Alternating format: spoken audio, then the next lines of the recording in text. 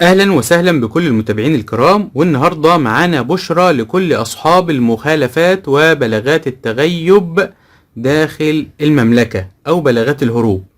هناك فترة تصحيح أوضاع جديدة مدتها 6 أشهر للعمالة المنزلية بالمملكة.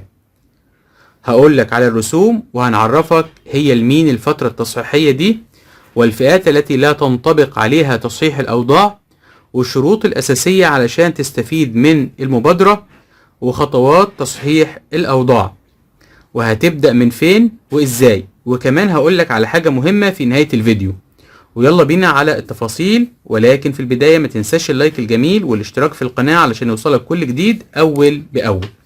من أكتر المشكلات التي تواجه العمالة المنزلية في المملكة هي بلاغات التغيب عن العمل أو بلاغ الهروب، وخاصة للعمالة المنزلية أو العمالة المساندة.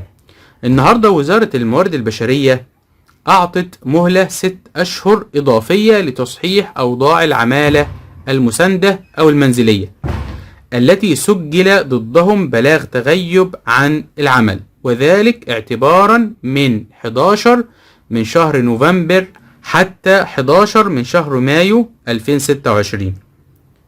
يعني الفترة كلها عبارة عن 6 أشهر، بدأت من 11/11/2025 وهتنتهي في 11/5/2026. يبقى هناك في نقطة مهمة جدا، وهي إن التصحيح بيشمل جميع العمالة المنزلية التي تغيبت عن العمل قبل تاريخ 11/11/2025. خلاص كده؟ يبقى أي حد هيسجل عليه بلاغ تغيب عن العمل بعد يوم 11/11/2025 لا تشمله هذه المبادرة. وطبعا المبادرة دي زي ما انا قلت لك هي للعمالة المنزلية زي السائق الخاص والمزارع وراعي الغنم، واي مهنة تصنف عمالة منزلية او عمالة مساندة. تعالوا نعرف الشروط التي ينبغي توافرها علشان تعرف تصحح وضعك وتكون نظامي داخل المبادرة. اول حاجة هو تاريخ بلاغ التغيب، زي ما انا قلت لك ان يكون تاريخ بلاغ التغيب المسجل عليك قبل يوم 11/11/2025. تاني حاجة العمالة المستهدفة، زي ما انا قلت لك هي العمالة المنزلية التي دخلت المملكة بطريقة نظامية وليس عن طريق التسلل، او العمالة التي يسجل عليها بلاغ تغيب بعد تاريخ 11 نوفمبر 2025. ثالث حاجة المبادرة بتشمل العمالة المنزلية التي تغيبت عن العمل وما زالت موجودة داخل المملكة ولم تغادر، أما العمالة التي غادرت لا تشملها هذه المبادرة، أو العامل اللي هيسجل عليه بلاغ تغيب بعد يوم 11/11/2025. رابع حاجة يشترط أن يكون هناك صاحب عمل جديد، وصاحب العمل ده لديه رغبة واستعداد لسداد الرسوم والغرامات المتأخرة على العامل. يعني لازم الأول تبحث عن صاحب عمل جديد يقبل سداد الرسوم والغرامات، وبعدها تبدأ في الإجراءات اللي أنا هقولها لك في آخر الفيديو. خامس حاجة ودي مهمة جدا، وهي إنه لا يسمح للعامل بتغيير المهنة بتاعته أثناء عمل إجراءات النقل عبر منصة مساند. يعني وانت بتعمل اجراءات نقل الكفالة مش هيسمح لك النظام او المنصة انك انت تغير المهنة بتاعتك. تمام كده؟ يبقى دي الشروط. طيب لو الشروط دي توفرت عندك هتبدأ ازاي ومن فين؟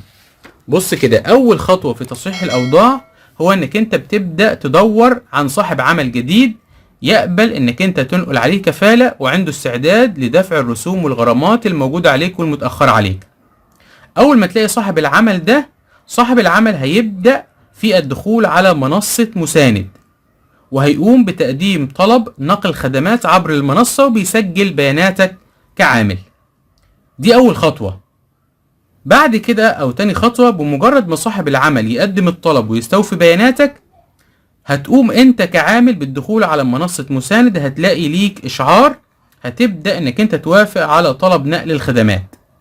الخطوة اللي بعد كده هيقوم صاحب العمل بعد ما تكون انك انت بلغته انك انت وافقت على الطلب نقل الخدمات، هيدخل هو على منصة مساند وهيوافق وهيبدأ في دفع التكاليف والرسوم المطلوبة. والرسوم دي بتختلف من حالة للتانية حسب مدة بلاغ التغيب والمخالفات اللي عليك، علشان ما حدش يقول لي الرسوم كام بالظبط. بعد ما صاحب العمل بيدفع الرسوم بيبدأ في تكملة الإجراءات، ولكن عبر منصة أبشر من حسابه على المنصة. دي كده كل تفاصيل الخبر عن مبادرة تصحيح الأوضاع للعمالة المنزلية. وفي نهاية الفيديو إذا عجبك ما تنساش اللايك والاشتراك في القناة، والسلام عليكم ورحمة الله وبركاته.